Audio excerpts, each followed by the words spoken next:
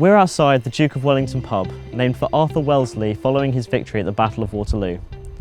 This shows us something about how the Duke of Wellington is remembered, namely his military achievements. But is that all? What people don't know is that as well as being a strong military figure, he also had a long and tiresome political career that many overlook. So what is his true importance in British history? That's what we're here to find out. Arthur Wellesley has been victimised by history as one of the worst British Prime Ministers of all time. What's more, the legacy of the Duke has not only been enveloped by the hero of Waterloo, but it has faded in recent years and he is increasingly becoming an unrecognised face.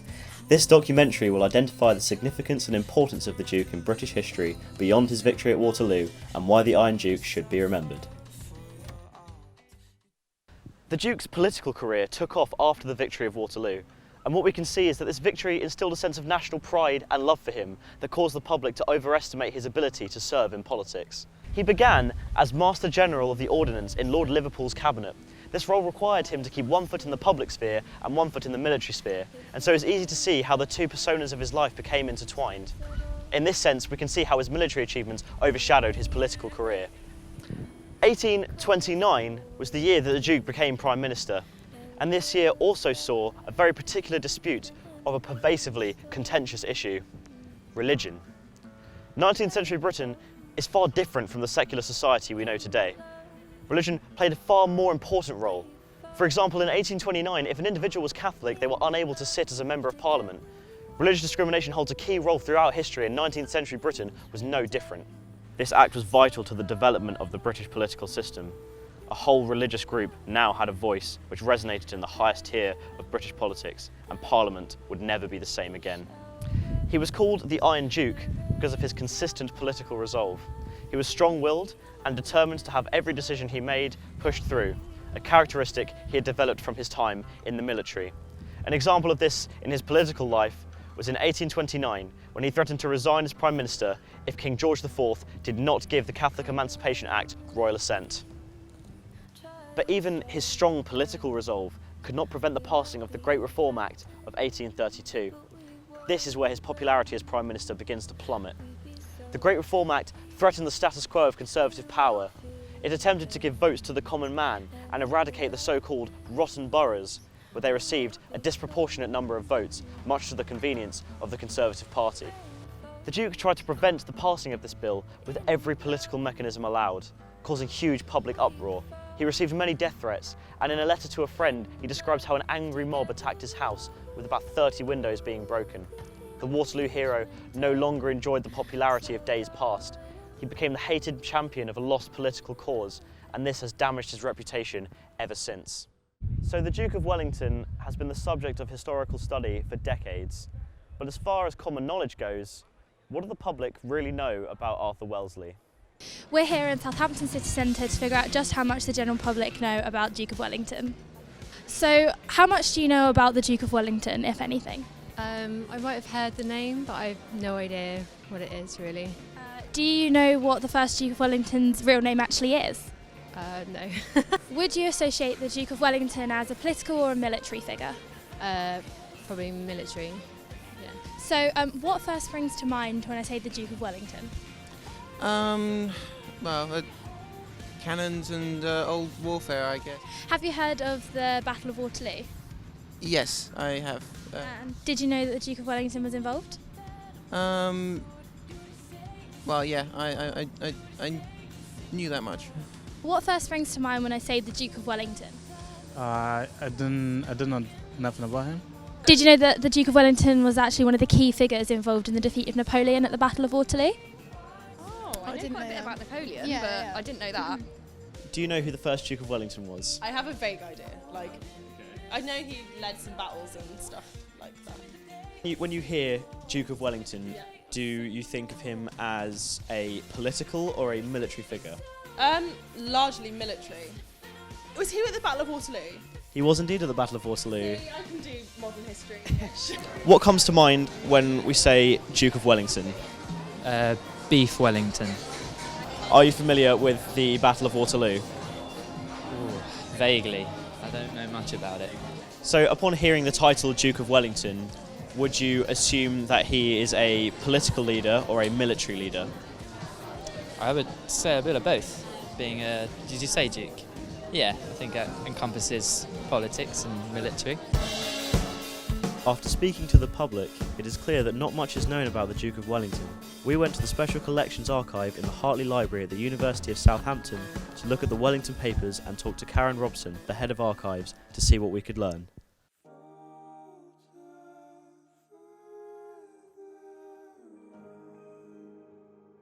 Okay, so here today in the archives we have a couple of death threats written to the Duke of Wellington, and what's so special about these is these are really one of a kind. We're not even allowed to bring pens in here because that could damage the paper, so we can only use pencil. And this one right in front of me here, it says parliamentary reform in a full and fair representation of the people, or death. And it's an anonymous letter, but the message is very clear that the Duke of Wellington was not a popular man during the time of the Great Reform Act due to his policies. This is another letter from the collection, and it describes the Duke as base, vile conduct, which is also, it's very strong language, and so following the other letter, it's clear that he wasn't very popular. And there's quite literally, 7 or 8 of these letters, and I'm sure many others were destroyed at the time. These are some of the ones that we're able to view today. Well, I think he had a very practical legacy in terms of the introduction of the Catholic Emancipation Bill, because that really made a fundamental change to the British establishment, enabling Catholics to sit in Parliament and hold various official offices for the first time. Right, well, I wouldn't say they're mutually exclusive. He was a career military officer, and he also held political office such as Chief Secretary of Ireland, whilst he was also serving in Portugal and Spain. I'd also say as military commander in the Iberian Peninsula, for instance, he had to be a politician and diplomat too. So I would say that you have to take into account both parts of his career. Just studying him as a military figure or as a political figure doesn't really work. I know that for a lot of people he is seen as a premier military figure and very much as a failure as a politician, but I think many of the qualities that made him a good military figure actually feature in his the way he worked as a politician. I think I'd say that many of the facets that he brought successfully to him as a military figure were also factors in him as a politician, but possibly worked less effectively within the political sphere. However, I don't think you can divorce one area of his life from his other. I think they very much overlapped. So I wouldn't say that it is as successful to study them separately. I think you do need to look at both areas of his career. Well, I think I'd say that, Wellington made a significant contribution to Europe in 1815, and he was lauded as the saviour of Europe. If the British and the Allies had lost at Waterloo, the map of Europe would have been completely different. So you can say that he made an incredible contribution to the way that the European states have developed. When you think in the 19th century, streets, bridges, etc. were named after both him and Waterloo. If you think of Waterloo Station, there are monuments raised to his memory all across the country. There are Wellington streets, Wellington places everywhere across the UK. So in the 19th century was seen as a significant figure. And when he died, there was a great outpouring of grief. He was given a state funeral, and he was really equated to the Victorian ideas of Britishness and what it meant to be a hero. You're quite right, for the 20th, 21st century, his significance and what he meant is possibly faded, but that's not to say that possibly we shouldn't be rediscovering him and considering what contributions he made to both to, as I say, the development of Europe as a place in the post-Waterloo period, but also some of the things that he did both in politics and other spheres as well. Possibly, Napoleon to a certain extent is possibly a more charismatic figure. He was a figure that dominated European politics for probably 20 years. The impact of the ideas of the French Revolution, out of which the French Empire and Napoleon as a figure developed, possibly have greater impact or cadence, or people relate to them more perhaps in subsequent periods. Wellington in some ways was a very establishment figure. Also, unlike someone like Nelson, who is seen as, has been voted greatest British hero, Britishman, Nelson's posthumous reputation was to a certain extent enhanced by the fact that he died in battle. He didn't live to sully his name by doing other things which were less glorious. Wellington lived for nearly 40 years after Waterloo, worked in the political sphere, was not really, didn't reach the same eminence, was not considered with the same affection or with the same sense of awe as he was within the military sphere. So I think those may be elements in the fact that, you know, in a sense he not exactly sullied his reputation, but the glory of Wellington in the immediate period after Waterloo was very much tarnished in the subsequent period when he was much less successful and less agile within this political sphere. I think possibly for those people who recognise him, I would imagine they probably think of him more in the military sphere, and probably, if they know anything about him, possibly related to Waterloo. So looking at the Wellington papers and speaking with Karen Robson, we were inspired to find out more about the Duke of Wellington. So we went over to Walmer Castle, his place of death in 1852, to see what else we could learn.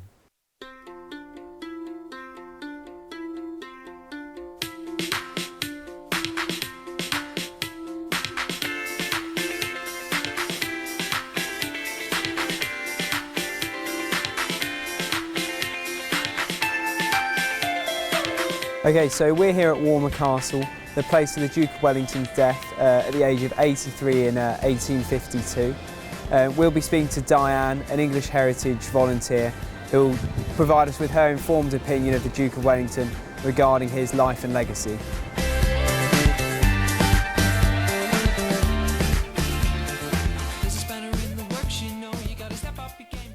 As you know, the Duke of Wellington was an extremely rich, famous and popular person.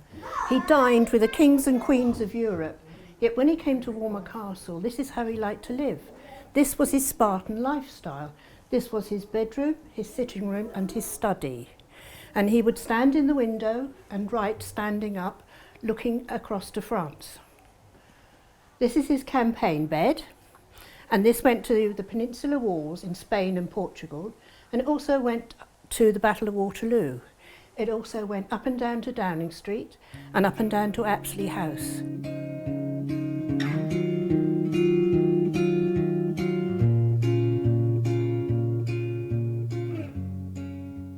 Well, on the morning that he died, he was 83, and up until that time he'd been a really fit man.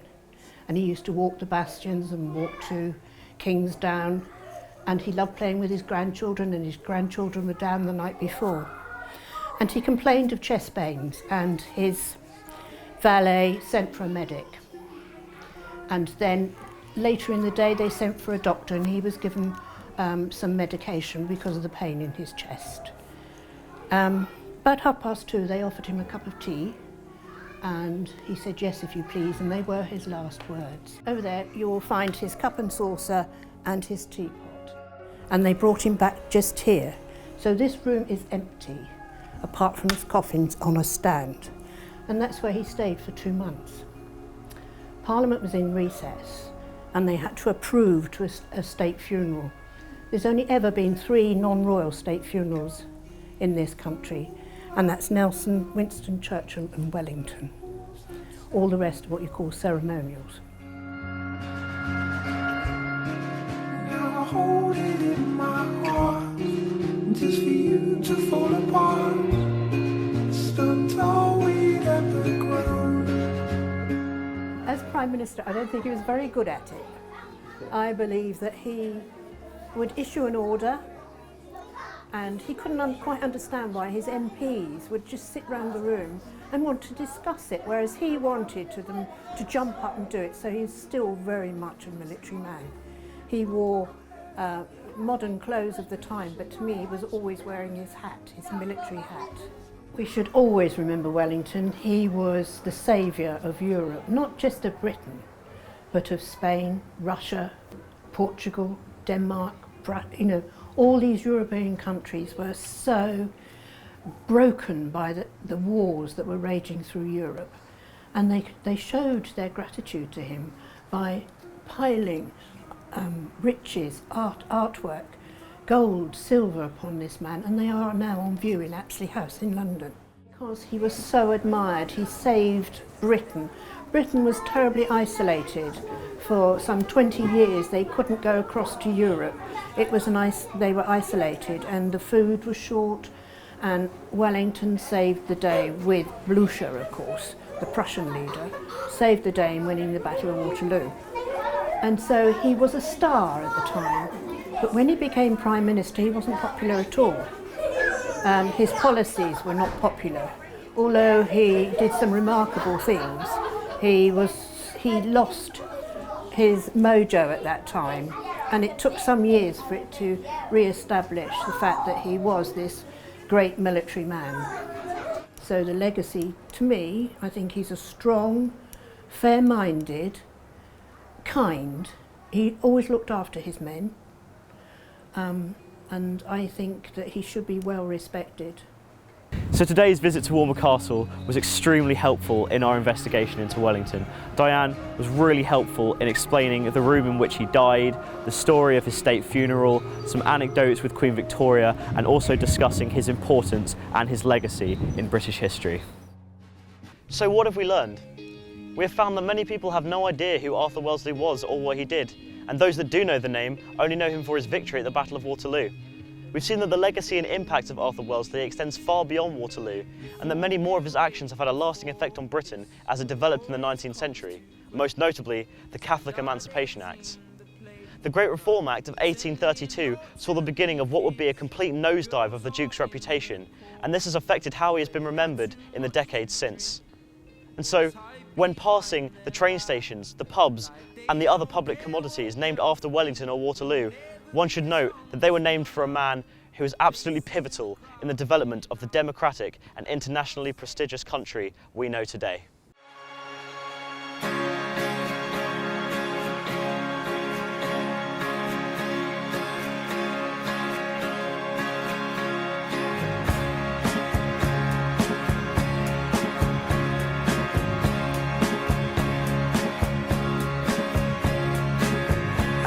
The face of a stopwatch